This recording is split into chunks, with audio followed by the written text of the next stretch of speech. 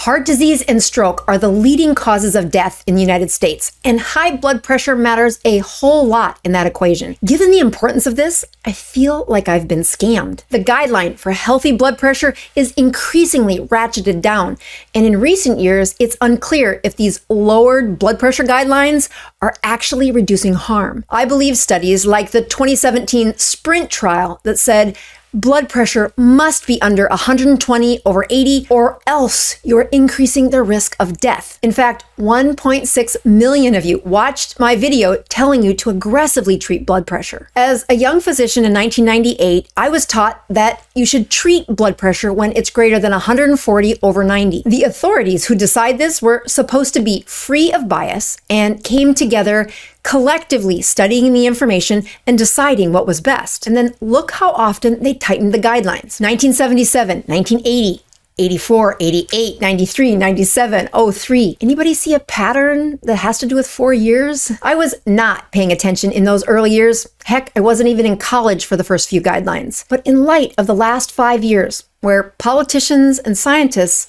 are mixing up their roles, I am suspicious that the evidence was not as mature as the guidelines sound. And really, could the signal in the noise really have conveniently appeared every 4 years? So who can you trust to give accurate information free of political and financial bias? When I taught medical students, the Cochran Library settled many debates about conflicting studies in medicine. This library is considered the gold standard when tackling tough-to-answer questions in medicine. They analyze several studies, identifying the biases, noting the strengths and weaknesses before offering their conclusions. So this is important stuff to know as a physician, but I'm embarrassed to tell you that I missed this 2022 Cochrane review answering the exact question that I'm curious about. How low should the blood pressure be treated in these cardiovascular patients? So let's get into it. But warning, do not stop your blood pressure medicine by watching a doctor on YouTube. We know that high blood pressure is a problem. If your top number is 160 and it raises to 180, you just doubled your risk of death. This problem is a preventable, reversible one. The question is, how low should you get your blood pressure? Was I wrong to tell you to aggressively treat blood pressure? So this Cochrane review took 7 important clinical trials that looked at over 10,000 patients trying to answer this question. One of these clinical trials was the SPRINT trial, which pushed the guidelines to be less than 120 and less than 80 on those numbers. So that SPRINT trial is a randomized controlled trial. It is paid for by the National Institute of Health. That does not mean it is free of bias or problems. Here's what the Cochrane team pointed out. The greatest problem starts with their inclusion criteria. Their inclusion criteria started with folks that are over the age of 50 with high blood pressure. That top number was between 130 and 180. And you needed to have one or more of the following. If they had kidney disease,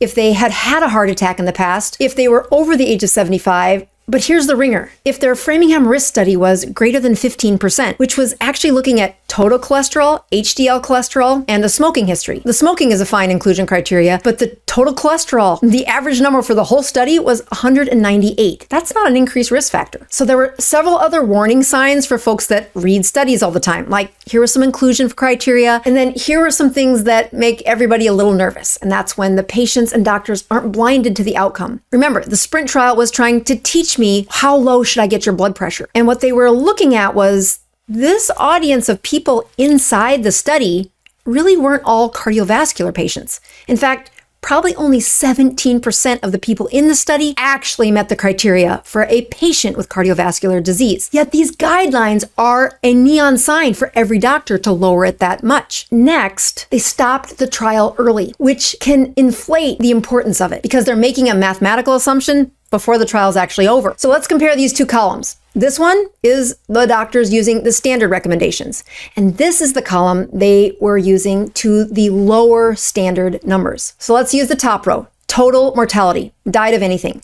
68 out of 1,000 patients died of anything in the normal treatment protocol, whereas the advanced one, 71. Those are pretty close numbers, not much difference. The second row is serious adverse events. They're looking for the advanced problems that go wrong when you have high blood pressure. And the first column had 252 per 1,000, but the advanced treatment had 255 per 1,000. Again, not much difference. As we look at the total cardiovascular events, meaning a heart attack or stroke, and then cardiovascular mortality, where they died, the differences between the two populations was not much. The people who withdrew from the study because of adverse risks had the greatest differences between these two populations. This is where the rubber meets the road, and it's where the Cochrane team found the greatest flaws in the recommendation for the lowest to treat blood pressure. Remember, these are the patients in my practice with the greatest risk for problems. We want to help them quickly without hurting them. So does this mean that the numbers that I recommended to you are not healthy? No, the numbers are healthy.